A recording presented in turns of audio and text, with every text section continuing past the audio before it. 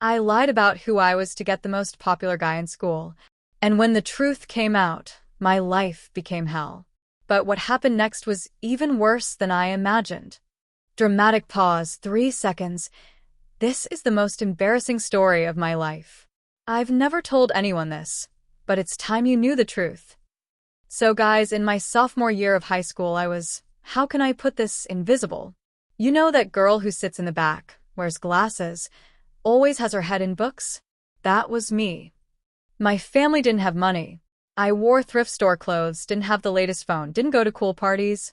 I was from a completely different social class than the popular kids. Then there was Raphael. Guys, this guy was perfect. Rich, gorgeous, captain of the soccer team, brand new car, always surrounded by the prettiest girls in school. And me? I was obsessed with him. I watched all his games, knew his schedule by heart, daydreamed about him noticing me. Until one day, something happened that changed everything. My cousin from New York came to live with us. And she was everything I wasn't. Rich, stylish, confident. That's when I had the most stupid idea of my life. I decided to reinvent myself. I borrowed my cousin's clothes, learned how to do makeup, changed the way I talked, walked. I became a completely different person. I made up that my family had won the lottery, that I was going to study in Paris next year, that my dad was a businessman. Lie after lie. And it worked, guys. Raphael started noticing me. First there were some looks, then he came to talk to me, asked me out. I was living a dream. I had finally gotten his attention. I was finally someone important. Soon I was in the popular group. They accepted me as an equal. I went to parties, was invited to everything, had hundreds of Instagram followers. But you can't imagine the stress this caused me. I had to maintain all those lies, pretend to be someone I wasn't 24/7. Raphael and I started dating officially.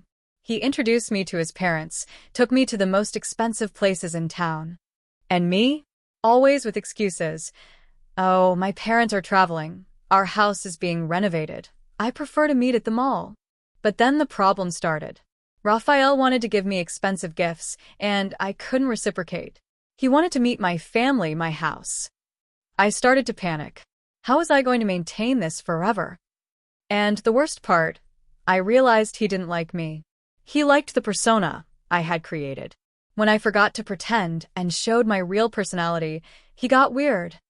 Like, once I talked about a book I loved, and he made a face like, what a nerd.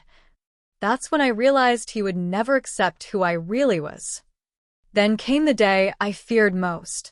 We were at a party, and Raphael was introducing me to his friends from another school, when suddenly, a guy looked at me and said, "Wait, aren't you that girl who works at the grocery store in my neighborhood?" Dramatic pause. Guys, I wanted to die. Yes, I worked at my uncle's grocery store on weekends to help at home. Raphael was shocked. He said, "What do you mean you work? Didn't you tell me your family was rich?" And there, in front of everyone, my house of cards collapsed. I couldn't lie anymore. I started crying and told the truth. Raphael's reaction was worse than I imagined. He wasn't angry, he was disgusted. Like I was a fraud, a pathetic liar. He said, "You fooled me this whole time? You're a fake." And he left the party, leaving me there, humiliated, in front of everyone. By Monday, the whole school knew. Not just about the lie, but all the details. That I was poor, that I worked, that I made up stuff about my family. I became a joke, guys. An actual joke. They made memes about me, called me fake Cinderella, whispered when I walked by. The popular group completely excluded me. But you know what was worse? My old friends wouldn't take me back either. They said, "You thought you were better than us, now deal with it." I was completely alone. I fell into a deep depression. I didn't want to go to school anymore, didn't want to leave the house. I hated myself for creating that situation. And the worst part, I realized I had lost my identity. I didn't know who I really was anymore. But then something happened that I never expected. Mariana, a girl I barely knew, came to talk to me. She said, "Look, I know you're going through a tough time, but I wanted to tell you that I understood you."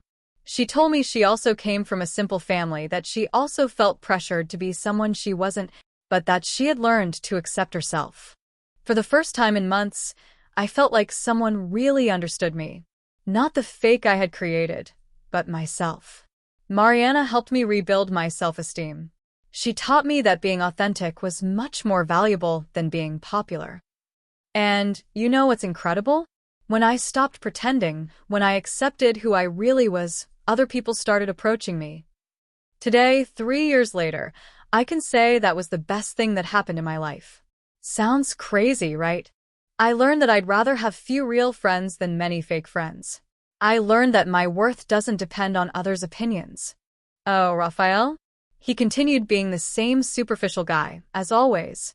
Today I look at him and think, wow, how could I have fallen for someone so shallow? He lost the chance to know who I really was. And honestly, it was his loss, not mine. Guys, I know the pressure to fit in is real, especially as a teenager. But pretending to be someone else is a prison. When you lie about who you are, you attract people who won't truly love you. And in the end, you get lost in all those lies. So, what do you think? Have you ever felt pressure to be someone you're not? Leave in the comments. Do you think I should have told the truth from the beginning? And a serious question, can you accept yourselves as you are? Or do you also feel like you need to pretend sometimes? Share your stories. I want to know if you've been through something similar. If this story touched you in any way, hit that like button and subscribe. I have many more stories about self-esteem and acceptance to share. And tell me, do you want more videos about dealing with social pressure at school?